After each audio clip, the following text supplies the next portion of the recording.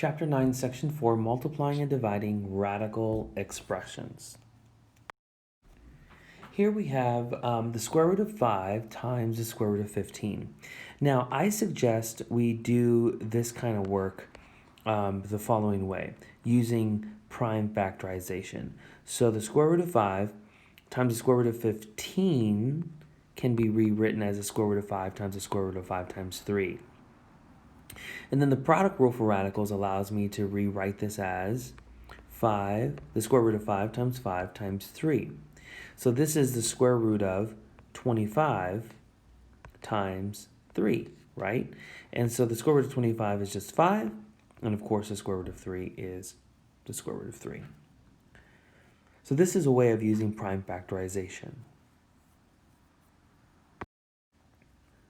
For this one, which says 5 root 8 times 7 root 3, we're going to want to multiply the 5 and the 7 to give us 35.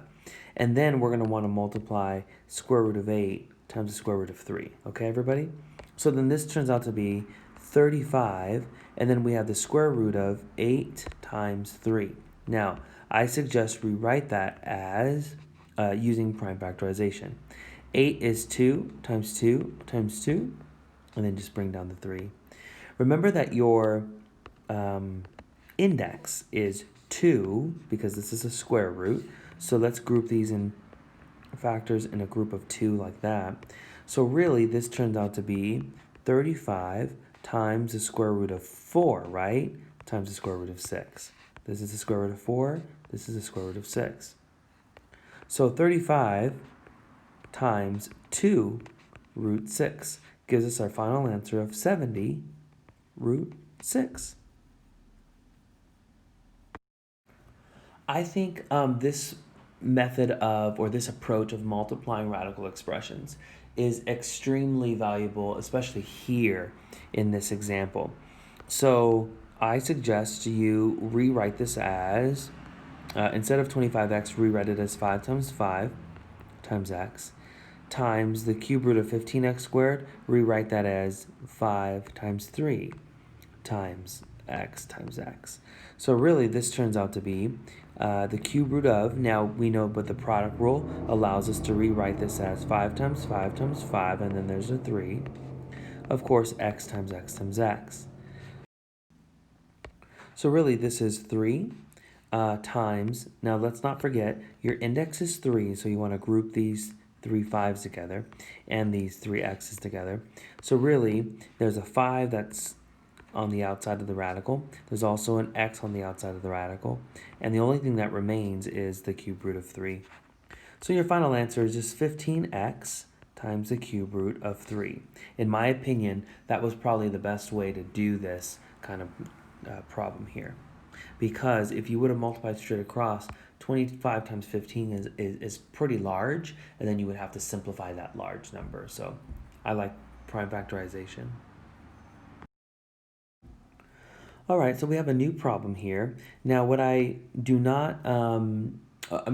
notice is that the expression inside cannot be simplified. These are not like radicals, right?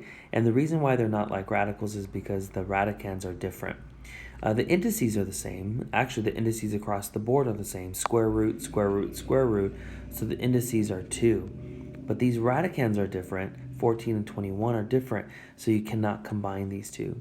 Furthermore, 14 does not have a perfect square as a factor, neither does 21, so they cannot be simplified. So then I feel led to distribute the number on the outside. So what we're going to do is we're going to multiply 2 times 4, and that'll give us 8. Okay, and then I'm going to rewrite this as the square root of 7 times the square root of 14, 7 times, and then 7 times 2, all right? 14 is 7 times 2. Minus, and then here we go, 2 times 5 is 10. Like this. And then 7 times 21, right, is what? 147, but I'm not going to write it that way. I'm going to write it as 7 times 21 as 7 times 3. Okay, everybody? Now your index, don't forget, is 2. So that's a group and that's a group. So really this turns out to be 8, 8 times 7 times the square root of 2 minus 10 times 7 times the square root of 3. 56 root 2 minus 70 root 3. Now we can't go any further here because everything is simplified and they're not like radicals. All right, next we have the square root of 11 minus 3 times the square root of 2 times 4 root 11 minus the square root of 2. All right, so what we should do here is distribute square root of 11 times the first term, then the square root of 11 times the second term, like that. Let's get that first, okay, everybody, and then we'll continue. All right, here we go. So we have 1, which is, I'm not pointing at the index is 2, okay? I'm pointing at the coefficient that's in front. A positive 1 times 4 is 4. And then the square root of 11 times the square root of 11 is the square root of 11 times 11, like that. Minus, now this is 1 times 1, which is 1, and then 11 times 2, which is 22, okay? Next, I will distribute this term to both of those, okay? So here we go. We have negative 3 times 4. That's negative 12. And then we have the square root of 2 times the square root of 11. That's again the square root of 22. Finally, we have negative 3 root 2 times negative root 2. So first of all, this is going to be a positive. And then we have, let me see if I could fit it there. We got 3 times that invisible 1, so that's 3. And then we have the square root of 2 times 2. So it'll be 2 times 2, like that. All right, everybody. This is basically 4 times the square root of 121.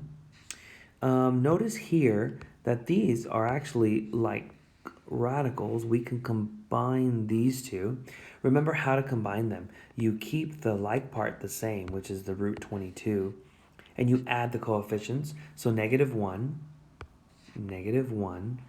minus 12, or plus negative 12 is negative 13.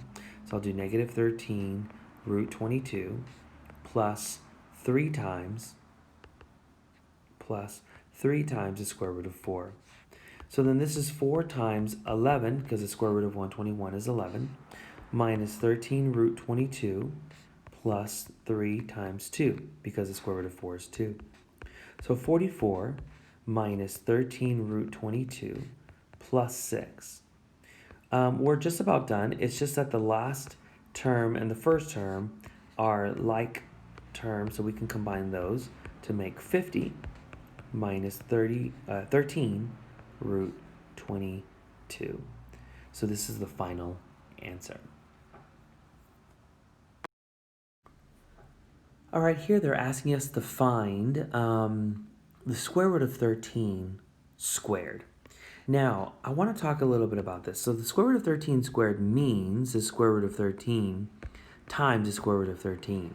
And by the product rule for radicals, we have the square root of 13 times 13, which is just the square root of 169, which is 13. So the final answer is just 13. So what I would like to do is just emphasize that the squaring action cancels the square root action. So we can go from here all the way to the final answer without having to go through all of this. So we can skip this if we understand that the squaring action is the inverse operation of the square root action. All right, we have 4 times the cube root of 2x squared quantity cubed. Now we're going to have to cube everything that's inside of these parentheses. Cube everything that's inside the parentheses. So in other words, we're going to have to cube 4, and we have to cube this cube root, like that. All right, 4 cubed is 64. And then here we go. The cubing action cancels the cube root action, so you're just left with 2x squared. So 64 times 2 is 128, and then x squared is the answer. Now the next example here is very important, so please pay close attention to this. The square root of 7 plus 3, quantity squared. What I've seen a lot of students do, which would be the wrong move, is they distribute this exponent. And so I've seen students say, well, I need to square the square root of 7, and I need to square 3. So then I get 7, right? Plus 9, so my answer is 16, which is incorrect. We never, ever distribute exponents across addition or subtraction. All right, so let me redo this problem the correct way. Now remember your answer, this wrong way, remember the answer was 16, okay? And that's the wrong answer, but remember that number 16. And let me show you the correct way to interpret this problem. We know by definition that exponentiation means repeated multiplication, right? So that exponent of 2 really means the square root of 7 plus 3 times the square root of 7 plus 3, right? That's what the exponent means. Now, if I distribute this, right, like this, and then do this distribution as well, notice what we get. Let's see, the square root of 7 times the square root of 7 is just 7, and then the square root of 7 times 3 is 3 root 7, and then here 3 times root 7 is another 3 root 7, and then finally 3 times 3 is 9. We can add the 7 and the 9, right, together, the 7 in the front and the 9 on the back end to get, watch this, 16. But that's not all we get. These two terms are like radicals, so we can combine them by adding 3 plus 3, which is 6, and keeping the like radical part. This is the final answer. So this is much more than just 16. This is 16 plus 6 root 7. So please remember that we never distribute an exponent across addition or subtraction. All right, the last part of this lesson is division of radical expressions, okay? Now, in order to divide radical expressions, you and I are going to be using a technique called rationalization. And we're going to focus in our class on rationalizing the denominator. To rationalize a denominator means to rewrite the expression so that there is no radical in the denominator. So we do not want a radical in the denominator. Now, check out this first example. The square root of 12 elevenths. Now we know by the quotient rule for radicals, the square root of this quotient is equivalent to the quotient of their square roots. So we can rewrite it like this. Now, the problem we have with this expression is, or maybe I should say the reason why it's not simplified, is because the denominator has a radical. So you and I want to rewrite this expression so that there is no more radical down here. Now, the only way that we can change this expression, but without changing its value, is by multiplying by 1, right? And in order to multiply by 1, you have to make sure that whatever you multiply the denominator by, you multiply the numerator by the same expression, so that that way this fraction that you're, or this number, this value that you're multiplying by is really just 1. Now the question here is the following. What would I multiply this denominator by here in order to get a perfect square, right? A perfect power of the index so that the radical goes away. Well, watch this. If I multiplied the denominator, I want you to just notice something. If I multiply the denominator by the square root of 11, you would get the square root of 11 times the square root of 11, which is just 11, right? Remember, the square root of 11 times the square root of 11 is the square root of 121, which is 11. No more radical. So actually, that did it. But whatever you multiply the denominator by, make sure you multiply the numerator by that same value, that same expression, so that you're really multiplying this whole expression by 1. All that you have to do now is just simplify this numerator. Let's see. I'm going to use prime factorization here. 12 is 2 times 2 times 3, and of course 11 is just 11. Your index is 2, so I'm going to, right there, what I circled there is 4, right? And the square root of 4 is 2. The square root of 4 is 2, and what remains inside is the square root of 3 times 11, which is 33, and all of this is over 11. This expression here is considered simplified because the denominator no longer has a radical. Now I want you to be careful here. The problems that we're about to look at, please do not make the false assumption that, oh, all we have to do is multiply the denominator by itself, right? And then that'll be the technique every single time. That is not true. You're going to see in the very next example that it's not as easy as just multiplying the denominator by itself. And let me show you that in the next example. We have 7 over the cube root of 3. So again, the question becomes, what do I multiply the denominator by so that this radical here, this cube root really, goes away? I don't want a radical in the denominator. Now, if I think that all I have to do is multiply the denominator by itself, I'm going to be wrong. Watch what would happen in this case if you multiply the denominator by itself. The cube root of 3 times the cube root of 3 by the product rule, that would be the cube root of 3 times 3, which is 9. 9 is not a perfect cube. It's a perfect square, but it's not a perfect cube. So this is irrational. The cube root of 9 is irrational. The radical does not go anywhere here. So multiplying the denominator by itself did not work.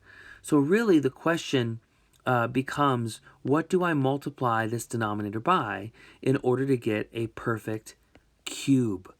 Remember one of your perfect cubes. I'm thinking about my perfect cubes in my mind right now, and one of them is 27. So if I multiply this denominator by the cube root of 9, that would give me that perfect cube of the cube root of 27, because 3 times 9 is 27. And so now the cube root of 27 is just 3. So that's what did it. So it's really thinking about what would I multiply 3 by in order to get a perfect power of this index. In other words, what do I multiply 3 by in order to get a perfect cube? I know 27 is a perfect cube, so there you go right there. You have to know your perfect cubes in order to do this kind of work. If I multiply 3 by 9, I'll get 27, which happens to be a perfect cube, and then the denominator no longer has a radical. Now let's go back and fill in the pieces here. If you multiply the denominator by the cube root of 9, you're going to have to multiply the numerator by the cube root of 9 as well. Now, the numerator is just 7 times the cube root of 9. That's already simplified because 9 is not a perfect cube. Neither does it have a factor that is a perfect cube. So this is fully simplified. This next example wants us to rationalize the denominator of the square root of 6a squared b to the 5th divided by the square root of 3a cubed b. Now, I think what might be easier for us to do is to use, before we rationalize, let's simplify this first, and then the rationalization will be easier. Now, if I use the quotient rule for radicals, that tells me that the quotient of these square roots is equivalent to the square root of their quotient. So I have the square root of 6a squared b to the 5th divided by 3a cubed b. Now, what happens here as a result is I get the square root of, now actually let me rewrite that. The square root of 6 divided by 3 is 2, right? And then look at this. You have a squared in the numerator divided by a cubed in the denominator. That's going to leave you with, well, both of these, this is a times a, right, everybody? And this is a times a times a. You know what? Let me show you that. The numerator, you have a times a, that's a squared. The denominator is a cubed, so you have a times a times a. So these two a's will divide out with those two a's. You'll be left with one a, but that one a is in the denominator, okay? Accidentally got rid of that. All right, there's that a. Now notice that you have b to the fifth up here and just one b down here. That means it'll simplify to b to the fourth in the numerator. All right, so that's what we have. Now I am going to use the quotient rule again to rewrite this as the square root of 2b to the fourth over the square root of a. And now I will focus on rationalizing this expression. The question becomes, what do I multiply this denominator by in order to get a perfect power of the index? Said another way, what do I multiply a by to get a perfect square? Well, if you multiply a, the square root of a by the square root of a, by itself basically, you're going to get the square root of a squared, which is just a. The radical, the square root, will go away. So then the denominator is just a. The numerator is the square root of 2 a b to the fourth. So you're just about done, except you can evaluate the square root of b to the fourth. Remember, 4 divided by 2, I'm pointing at the invisible index, is 2. So then the numerator simplifies as b squared times the square root of 2a all over a. This is the simplified expression. Okay, this is your answer.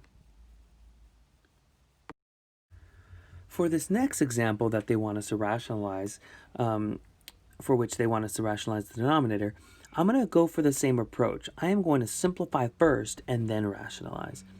So what I'm going to do is I'm going to rewrite the denominator here. Instead of the square root of 24, I'll rewrite it as the square root of 4 times the square root of 6 times the square root of x to the fifth. Okay, I'm going to simplify that. Now, the numerator is 5. The square root of 4 is 2, so I'll write a 2 out front. And then I'll have the square root of 6, okay? But hold on. 5 divided by 2, let me show that to you really quickly. 5 divided by 2, that's the power of 5 divided by the index. We all know that 2 goes into 5 twice, right? With a remainder of 1.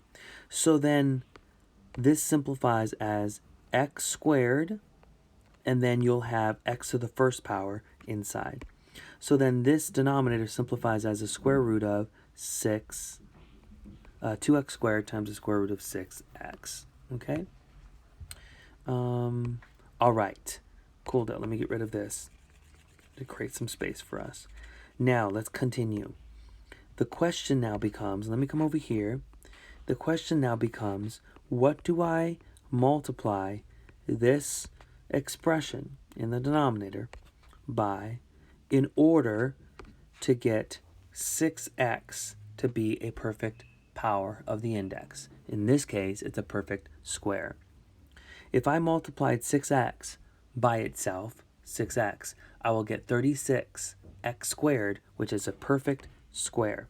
So I'm going to do that. I'm going to multiply by the square root of 6x, of course, in the numerator and in the denominator. The numerator becomes 5 times the square root of 6x.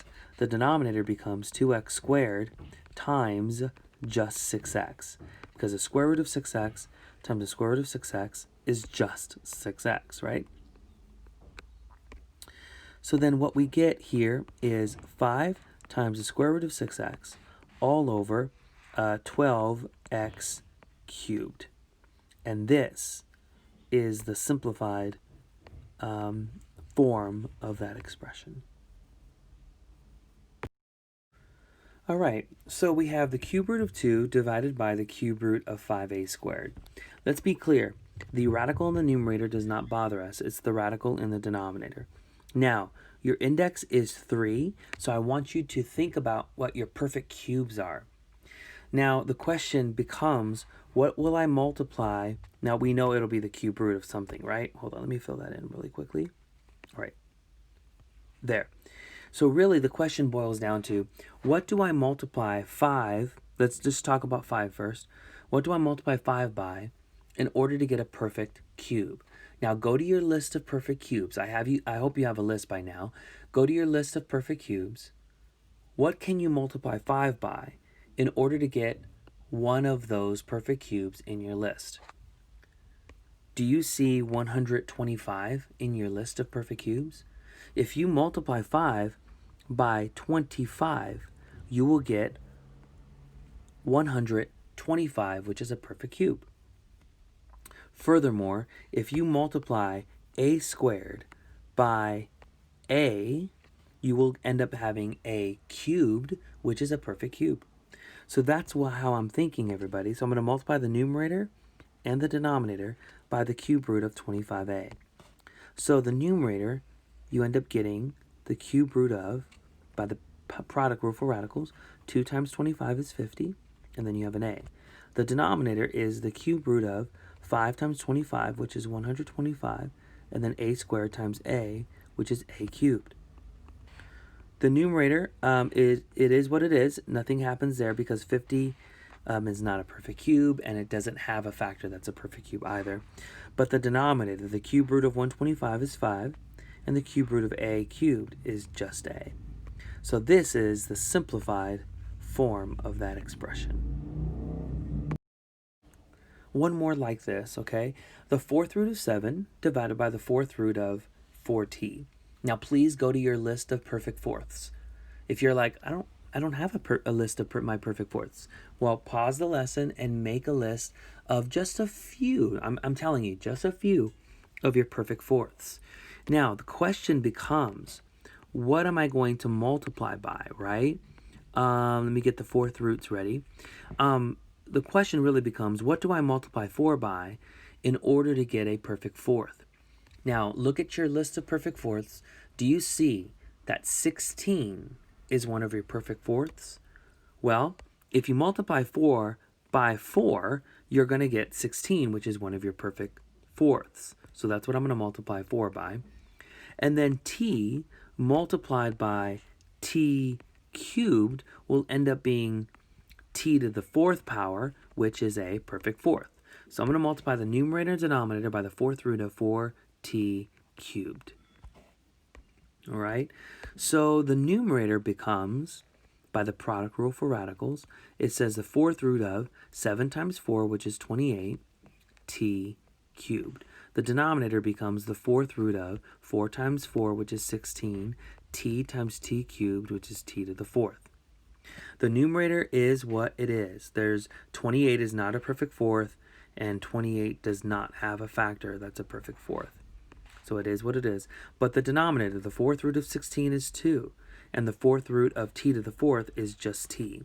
This is the simplified form of that expression. All right, this is the last example, example 9, okay? But I'll show you two different kinds of this problem, okay? So example 9a and then example 9b. Now, this expression is different. It's 3 divided by the square root of 5 minus 1. What makes this different than all of the other division ones, and all the other division problems, is that the denominator has 2 terms, okay? So we're going to have to change up our strategy.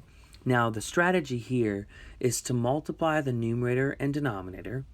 But, we're going to multiply by 1 in the form of the conjugate of the denominator. So what we're going to do is multiply the numerator and denominator by the conjugate of the denominator. And let me show you what we mean by that. The conjugate of the denominator is basically just the opposite operation. I didn't say opposite. I said opposite operation. So instead of the square root of 5 minus 1, it'll be the square root of 5 plus 1. So you get the conjugate by just changing what this operation here is. Had this been plus, then this would be minus, right? But they started out with minus, so we change it to plus. That's the conjugate. Now, if you multiply the denominator by the conjugate, if you multiply the denominator by the square root of 5 plus 1, you have to do the same thing to the numerator so that you are indeed multiplying this expression by 1, right? All right, here we go. All we have to do now, distribute this 3, right? And then we're going to distribute that, the denominator as well. All right, so let me move this down. I think I'm going to need a little more space here. All right, here we go. The numerator, 3 times the square root of 5. That's 3 times the square root of 5. Plus 3 times 1. That's just 3. Now the denominator, the square root of 5 times the square root of 5. Well, that's just 5. The square root of 5 times positive 1. That's the square root of 5. Now, negative 1 times the square root of 5. That's negative square root of 5. And then finally, negative 1 times positive 1. That's negative 1. Now, pay close attention. Notice how these two terms are opposites. Whenever you multiply a radical expression by its conjugate, these middle terms will always cancel out. Basically, the radical, the irrational terms will cancel out every single time. And all you'll be left with is, what is this, 5 minus 1, which is 4. You'll be left with a rational number every single time. Please watch out for that pattern. There's the numerator. The denominator is 5 minus 1, which is 4. This is the simplified form of this expression because it is rationalized. All right, last example. Please do not think that you can just cross cancel here, the square root of x for the square root of x, square root of 3 over the square root of 3.